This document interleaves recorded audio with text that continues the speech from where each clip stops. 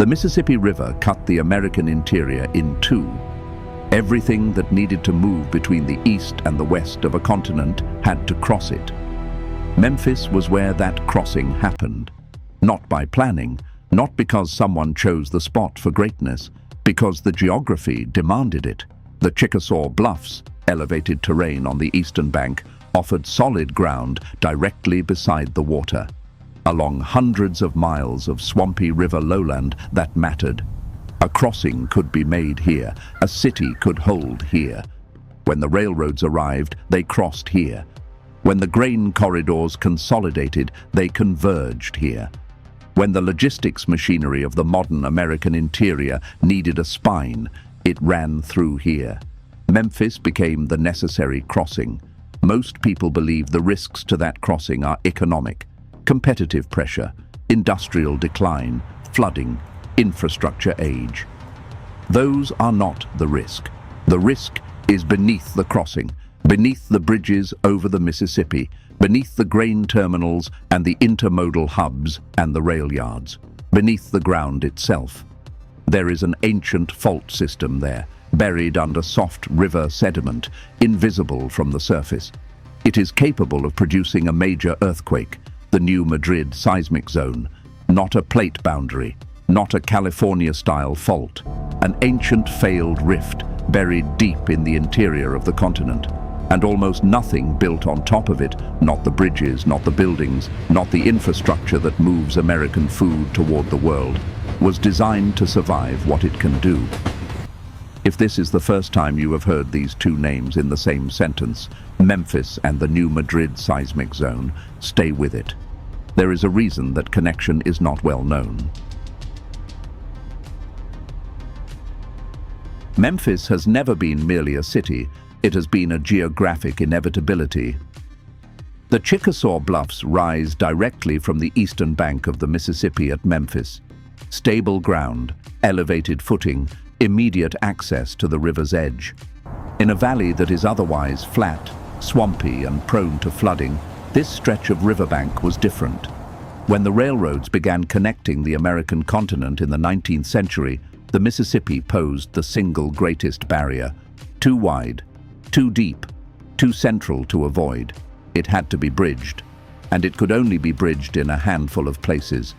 Memphis was one of them, and once it was bridged, once the first rail lines crossed here, everything that needed to move between the eastern and western halves of North America began routing through this point. Multiple Class I railroad networks cross the Mississippi at Memphis today.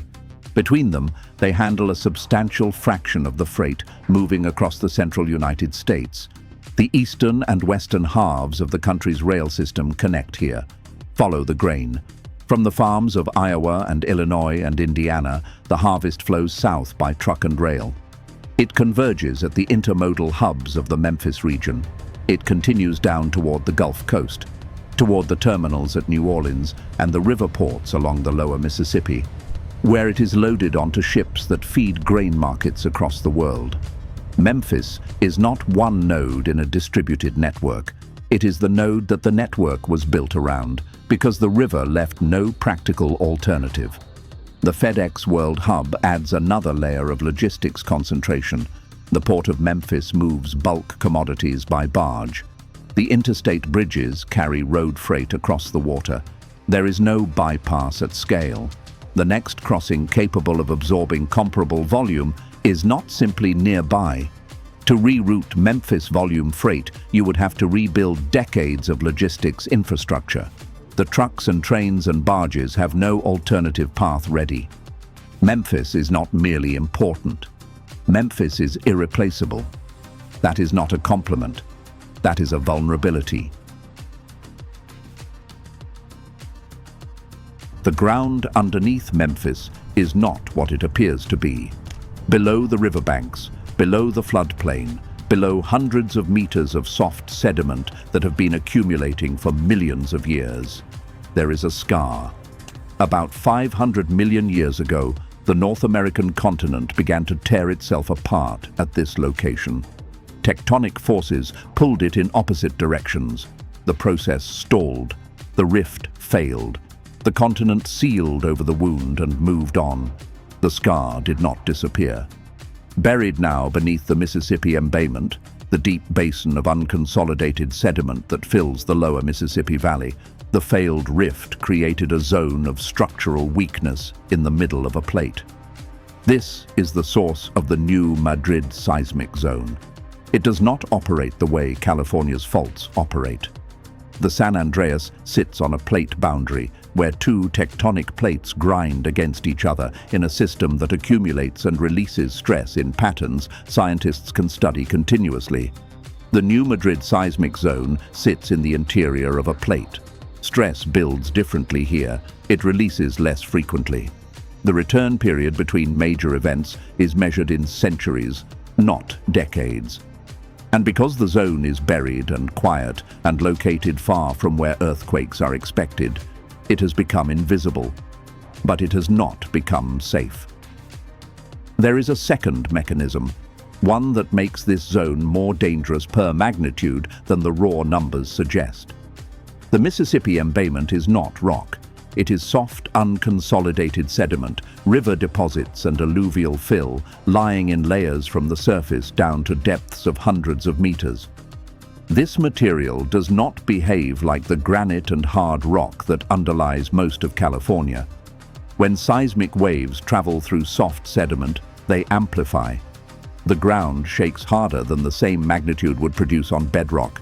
It shakes longer. The damage zone extends farther from the epicenter.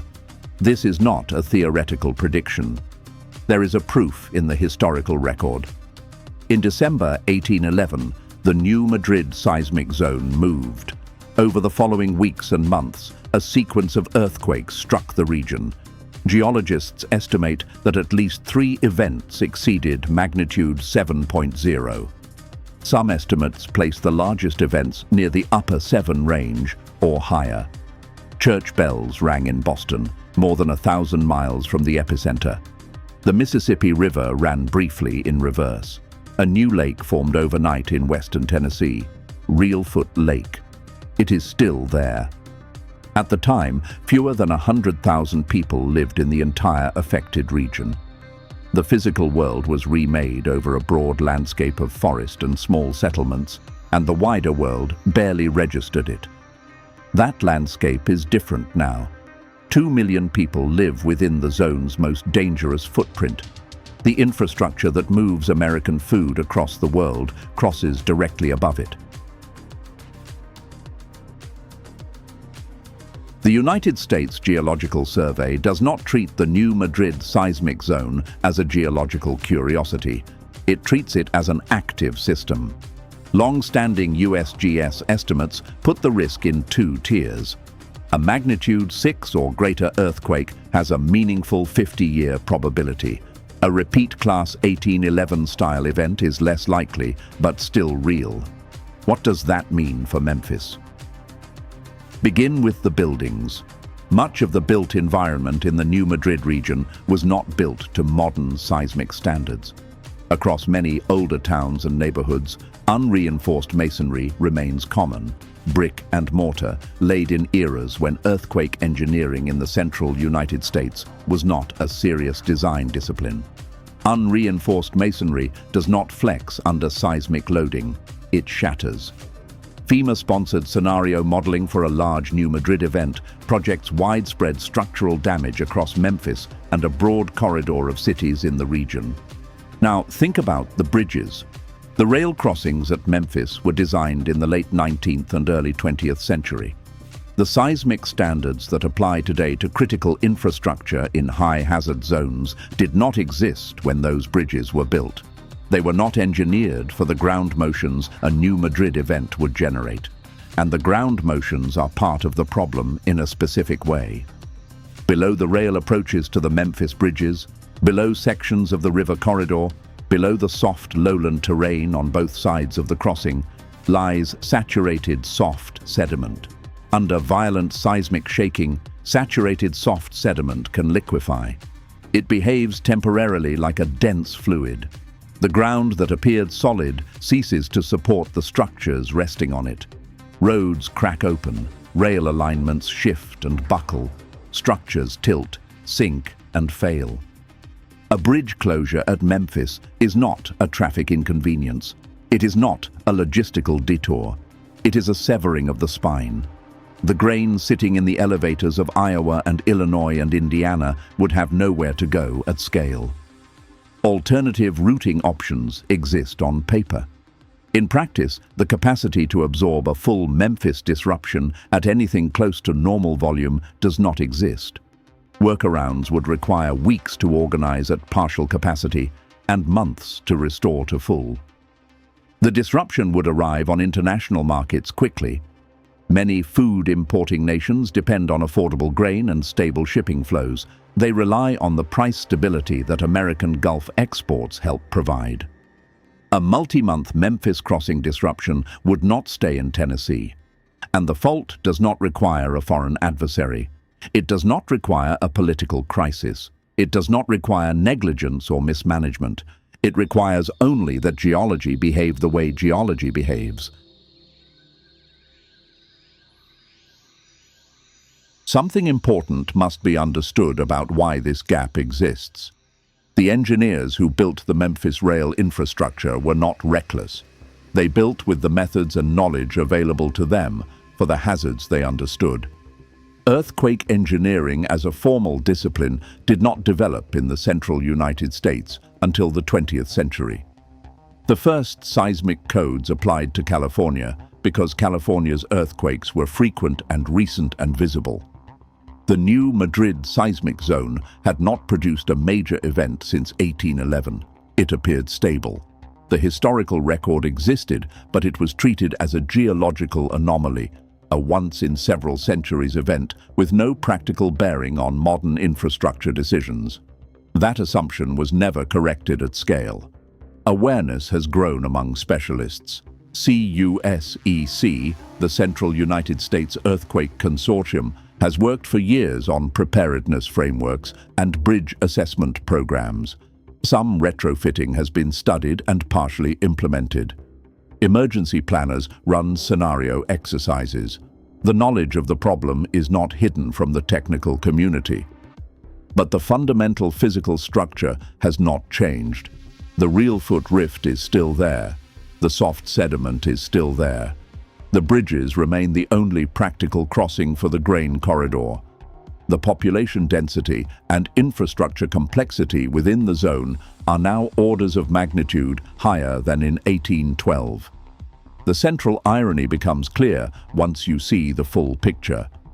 Memphis became America's logistics crossroads because the geography demanded it. The river valley forced the crossing to happen here, and the same geology that shaped that river valley, the same ancient rift, the same sediment basin, the same topographic conditions that made the Chickasaw Bluffs the only solid ground, is the geology that generates the seismic risk. The crossing and the fault share the same earth. They are not two separate problems with two separate solutions. They are one physical structure seen from two different angles. This is what happens when a civilization builds its strategic infrastructure on physical structures it cannot see. It does not build badly. It builds for the surface it knows, the surface it can measure, model, and plan around. The hidden structure sets the terms quietly, for decades, for a century, for 2 centuries, until it doesn't.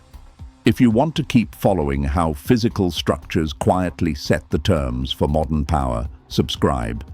There is more underneath every system than the surface suggests. The new Madrid Seismic Zone will not send a notice. It will not give the grain traders 2 weeks to hedge their positions. It will not give the bridge engineers a deadline to retrofit the crossing.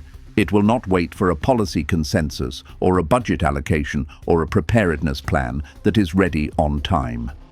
Physics does not operate on notice periods.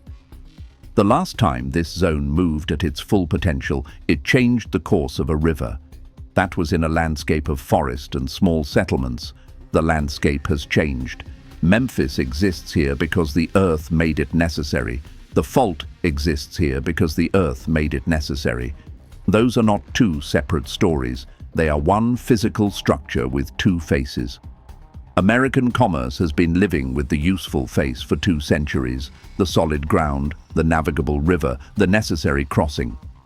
The other face has been there the entire time. The earth does not separate them. It does not offer the crossing without the fault beneath it. It does not allow a civilization to keep one and leave the other behind. The terms were set before the first railroad crossed this water. They were set when the continent tried to tear itself apart 500 million years ago and sealed the wound before it finished. Those terms have not changed. The question, the only honest question, is whether the infrastructure built on top of them was ever designed to understand what they were.